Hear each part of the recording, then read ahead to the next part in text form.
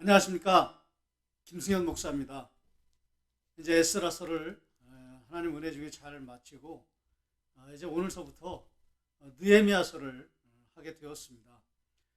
느헤미야서는 총 13장으로 구성되어 있는데요. 1장부터 7장까지는 성벽 재건 이야기가 나오고요. 그 다음에 이제 8장부터 13장까지는 신앙 재건 운동이 나옵니다.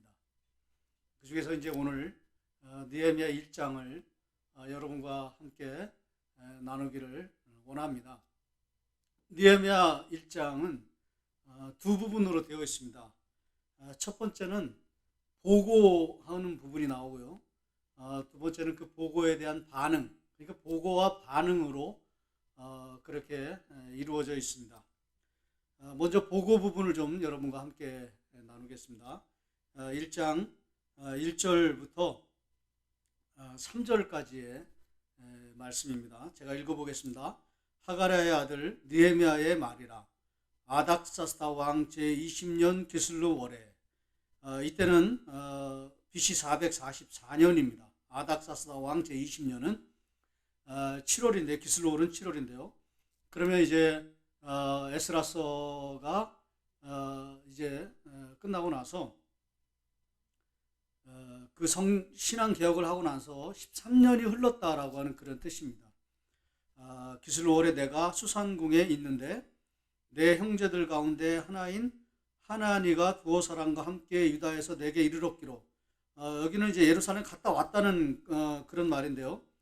사실은 누가 예루살렘으로 파견을 했냐면 에스라가 파견을 합니다. 그리고 이제 에스라가 파견을 했기 때문에 이제 형편을 듣는 보고가 그래서 보고입니다. 내게 이르렀기로 내가 그 사로잡힘을 면하고 남아있는 유다와 예루살렘 사람들의 형편을 물은즉.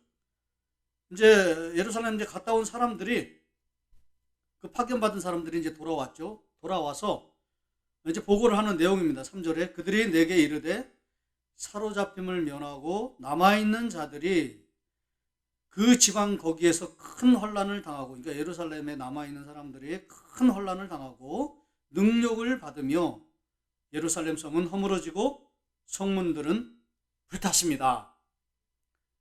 이렇게 파견 보냈던 사람들이 이제 돌아와서 보고를 한 것입니다. 세 가지죠. 혼란을 당하고 능력을 받고 예루살렘 성은 허물어지고 성문은 불탔습니다. 혼란을 당한다는 것은요, 여기 경제적인 이유가 들어있습니다.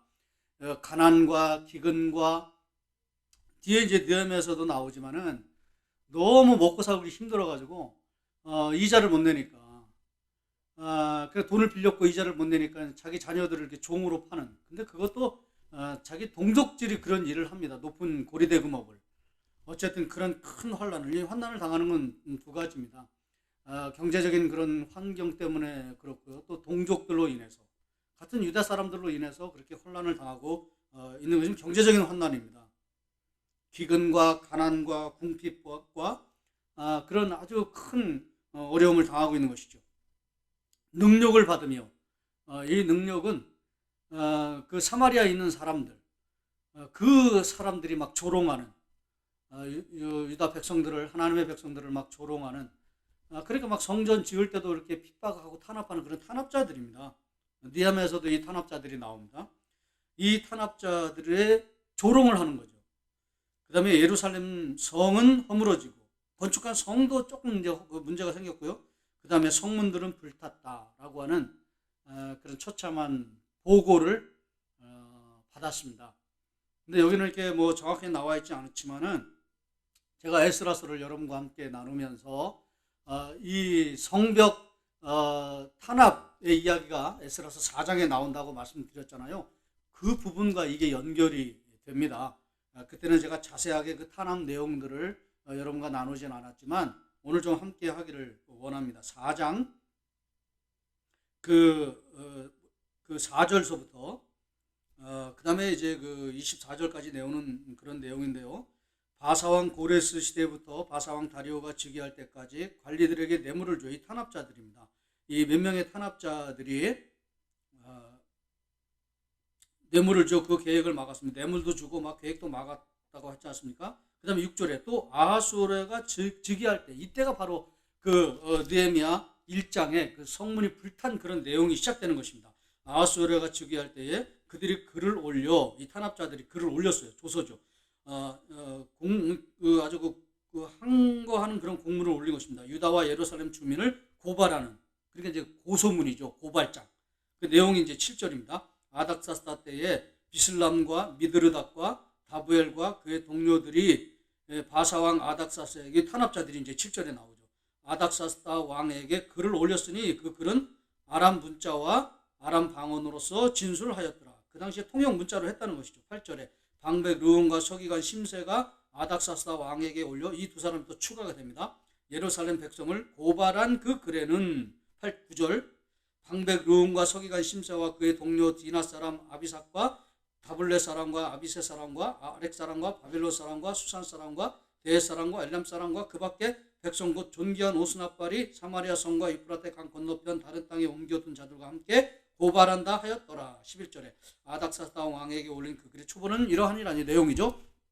그 강 건너편의 신하들은 12절 왕에게 아뢰나이다. 당신에게나 우리에게로 올라온 유다 사람들이 예루살렘에 이르러 이 패역하고 악한 성읍을 건축하는데, 성벽을 건축하는데요.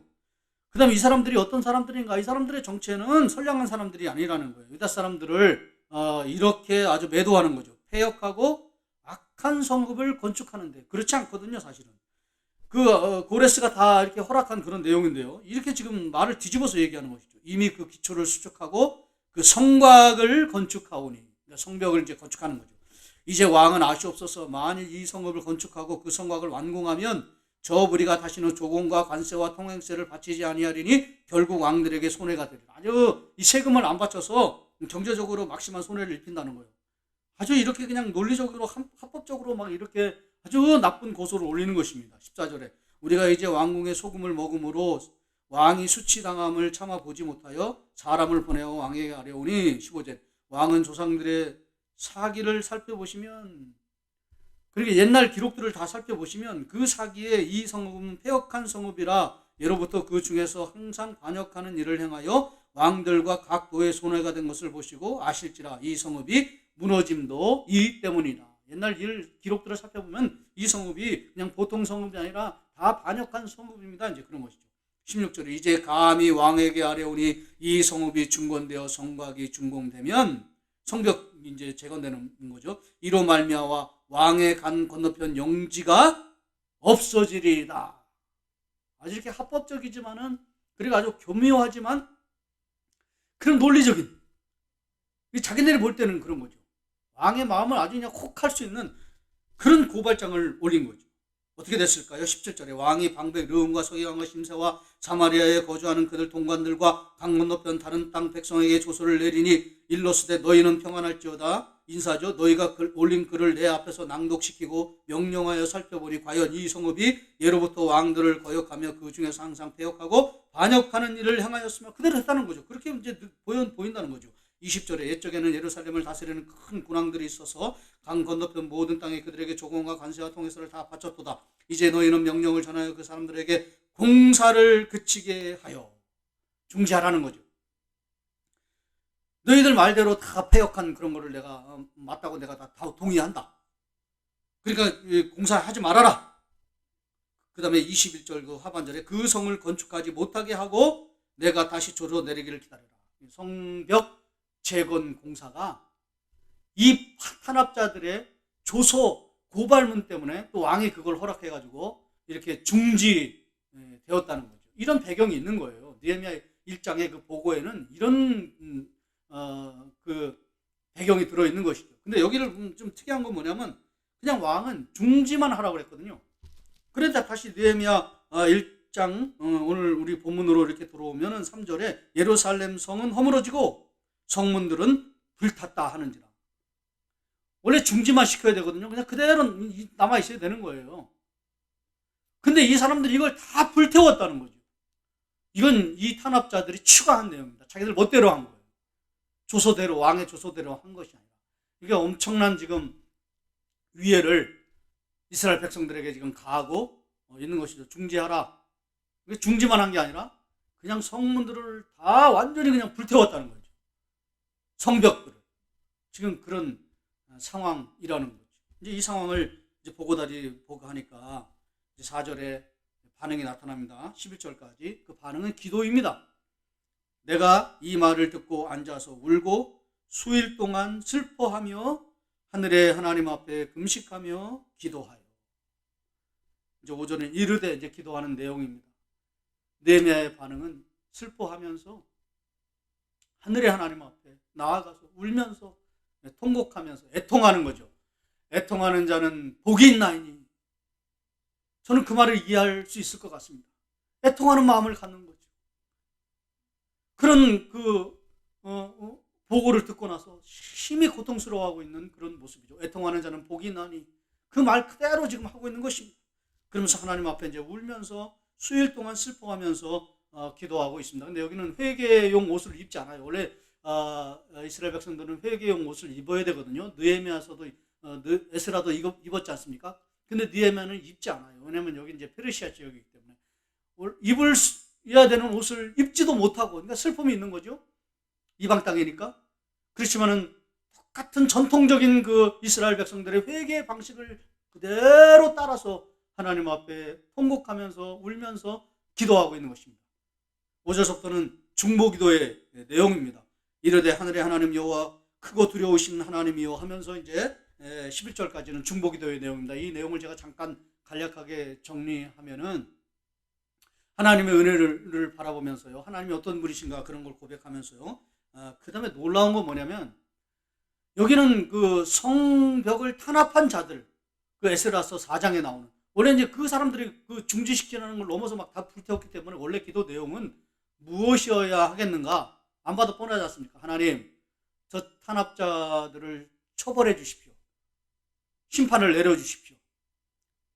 저들이 자기의 고난을 넘어서, 왕의 고난을 넘어서 자기들이 그냥 막 횡포를 저질렀습니다. 이런 악한 일을 저질렀습니다. 하나님, 저들을 그냥 처벌해 주시고 저들을 죽여주시고 심판해 주십시오. 원래 그런 내용이어야 되거든요. 그 보고의 내용에 의하면.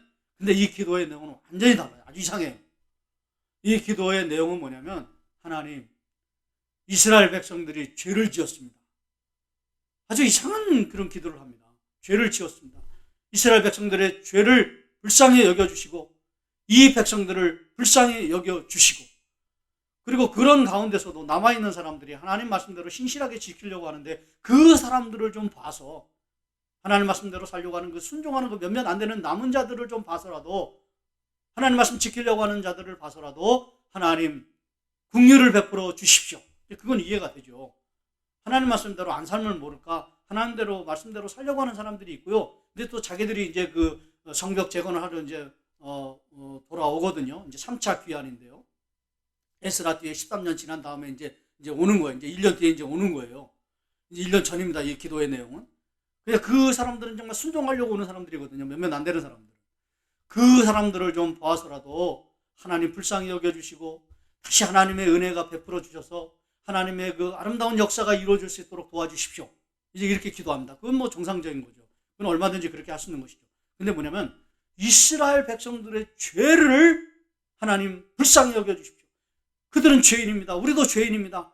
우리가 죄를 많이 졌습니다. 하나님, 우리를 불쌍히 여겨주십시오. 이렇게 기도합니다. 탄압자들을 처벌해 달라는 기도 내용이 하나도 없어요. 이 문제를 풀어야 되는 것입니다. 왜 이런 기도가 나오는 것인가? 왜 이런 이상한 기도를 여기 중보기도를 하면서 이런 기도가 들어있는가 하는 것입니다.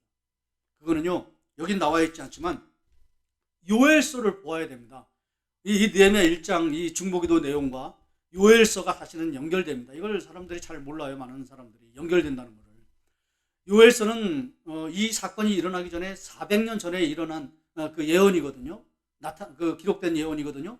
근데 그 예언에 놀랍게도 이때의 상황을 예견하면서 이때의 상황을 미리 400년 전에 바라보면서 요엘이 기도하는 그런 내용이 나옵니다. 요엘서 1장 2장에는요, 기근이 일어난다. 아까 기근이 나오죠. 가난이 일어난다. 가난이 일어나죠. 높은 이다리 때문에 말할 수 없는 그런 처참한 그런 피폐한 상황이 벌어진다. 이제 그런 것도 다 예견되어 있습니다. 그러면서 하나님의 백성들에게 요구하는 내용이 있어요. 대비하라는 거죠. 준비하라는 거죠. 이런 때가 오기 때문에 400년 뒤에는. 그러면서 2장 17절에 핵심이 나옵니다. 여호와를 섬기는 제사장들은 만인 제사장으로 봤을 때는 여기 느헤미야도 포함되는 것입니다. 낭실과 제단 사이에서 울며 이르기를 여호와여 주의 백성을 불쌍히 여기소서. 여기 나오죠. 주의 기업을 욕되게 하며 나라들로 그들을 관할하지 못하게 하옵소서. 어찌하여 이방인들로 그들의 하나님이 어디 있느냐 말하게 하겠나이까 하면서 12절에도 여호와의 말씀에 너희는 이제라도 금식하며 울며 애통하고 마음을 다하여 내게로 돌아오라. 대비하라는 거죠. 400년 뒤에 그런 처참한 지경이 벌어지니까 그런 거를 대비하라고 해서 영적으로 이렇게 대비하라는 거죠. 그 요엘의 권면이거든요. 느헤미야가요. 저는 분명히 이런 성경적인 내용을 알았을 거라고 생각합니다. 지금은 울면서 금식하면서 우리와 우리 조상들의 죄와 우리 아버지 집의 죄와 이스라엘 백성들의 죄를 놓고 기도할 때다 라는 것을 깨달은 것입니다. 그래서 그들의 죄를 놓고 하나님 앞에 기도하는 것이죠. 여호와를 섬기는 제사장들은 너희는 옷을 찢지 말고 마음을 찢고 너희 하나님 여호와께로 돌아올지어다. 이런 것들을 지금 염두에 두고 있는 거예요. 그러면서 여호와를 섬기는 제사장들은 물론 이게 제사장에게만 주는 그런 교훈이라고 생각하면 안 됩니다. 만인 제사장이기 때문에 느헤미야도 해당되고요. 우리도 다 해당되는 것입니다. 낭실과 제단 사이에 들어가라. 여기는 1.5평밖에 되지 않는 중보기도실입니다. 제가 지난번에 에스라서 9장 하면서 말씀 안 드렸지만 에스라도 그 하나님의 그 성전의 방 많은 곳에서 어느 곳에도 들어가서 기도했다 했습니까? 여기 들어갔습니다. 중보기도실에 들어간 것입니다.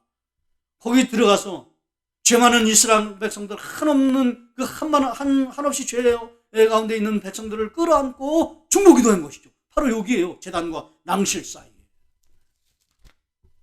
느헤미야에서는 이방 땅이기 때문에 이 제단과 낭실 사이는 없죠. 중보기도실은 없죠. 그런데 회당은 있지 않습니까? 거기 회당이죠. 회당과 여기는 그에게는 그 제단과 낭실 사이에 거기 들어가서 하나님의 백성들의 죄를 끌어안고 깊이 불쌍히 여겨달라고 기도하고 있는 것입니다. 이 영성이죠. 이 중보기도의 영성이죠. 제단과 낭실 사이에 들어가서 하나님의 백성들의 죄를 불쌍히 여겨달라고 기도하는 이런 중보기도의 영성이죠. 이게 대비입니다. 이게 준비입니다.